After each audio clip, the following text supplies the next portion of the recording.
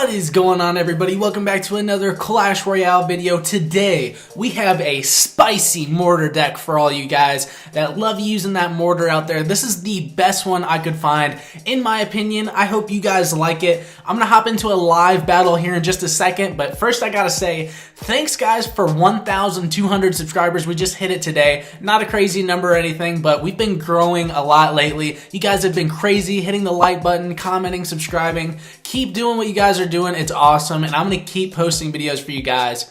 Now quickly, before I head into a live battle with this crazy mortar deck, this is like one of the most fun decks I've ever had using. But before any of you guys try it out and don't like it and comment, "This deck sucks, this deck is so bad, I'm back in Arena 1 because of it," you guys gotta know it is just a mortar deck, so it's kind of just one to have fun with. You're probably not gonna push to your highest trophies ever, although I could be wrong. Maybe you guys are just amazing with the mortar. I'm pretty close to my highest trophies. Like, I pushed up to 4,000 with this deck. I normally sit around 4,300. So another thing is, look at my mortar. I'm a level 11. My mortar's only level 10. My barbs are only level 10. And oh my god, my arrows. If I run into level 12 minions, my arrows won't even kill them. So honestly, if I ranked all these up, I bet I could probably get pretty close to my high of like 4,350, but I just don't want to spend the gold on it right now. So with that being said, if I can get pretty close to my all-time high with this deck,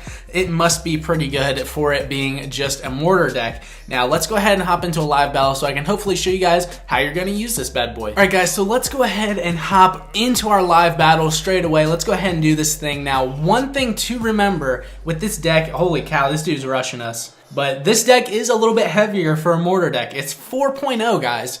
And usually mortar decks, like, you cycle quickly, you gotta get back to the mortar, and the mortar is usually always paired with the knight. But not in this deck. Instead, we have barbarians, which honestly I think do a little bit better of a job of taking out troops. They are kind of slow though, so they're gonna get to this musketeer slow. But they take her out. They do a good job of taking her out. He's got a bomber, which is like unfortunate for us, but we can work past it. So the other big card in this deck is the rocket. So because there's a rocket, all you have to do is chip with the mortar. You're not worried about, you know, taking out the entire tower with the mortar. You don't have to keep it alive every time for the whole length. Just get 1 or 2 shots off and you'll be good. And you can chip with the rocket. So look at this, we're gonna go ahead and log that, we're gonna arrow that, and then we have our mortar back, it's ready to go. So here's our mortar, let's go ahead and get this thing down. Once we get to 10 elixir, you don't wanna put it down with like 4 elixir, because then you have nothing to defend it, but we have our barbarians ready to go. Let's see what he does. We're just gonna get down some skeleton army just in case.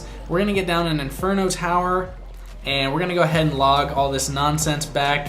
And hopefully it can take out that giant. Boom. All right, he might get down a little bit of damage just because of that rage. However, we just absolutely destroyed that right tower. Now, let's go ahead and work on getting this left tower. He's got ours down to 1922, but that's not bad at all. He's giving us the crying face. I love this deck because, one, it's got the mortar. This dude is constantly after us. But one, it's got the mortar, which is enough to make you want to close your app and never play the game again if you get wrecked by it.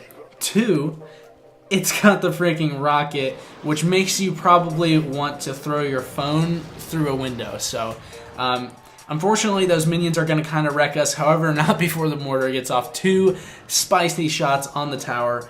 Let's go ahead and pay attention so we don't get wrecked by this over here on the right side.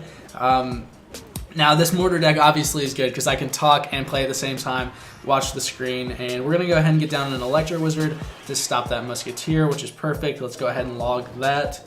Now, let's go ahead and get right back at it. Keep the pressure up. Don't just sit idle. You want to get the mortar going, but don't be over aggressive, if that makes any sense.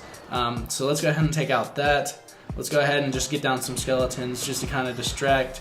We're gonna go ahead and get down an Inferno, and that's gonna be a win for us. We almost 2-crowned him, which is crazy with a siege deck like this, but that's how you make this thing work. If they have a Hog Rider or something, get down the barbs in front of the mortar, they'll stop the Hog Rider. Basically, just make your decisions. If they come at you with minions or minion horde, arrow it down before they take out the mortar. If they come at you with like a mini P.E.K.K.A, use skeleton army. It's up to you what you do to put in front of that mortar. Just protect it. Let it get off like one shot.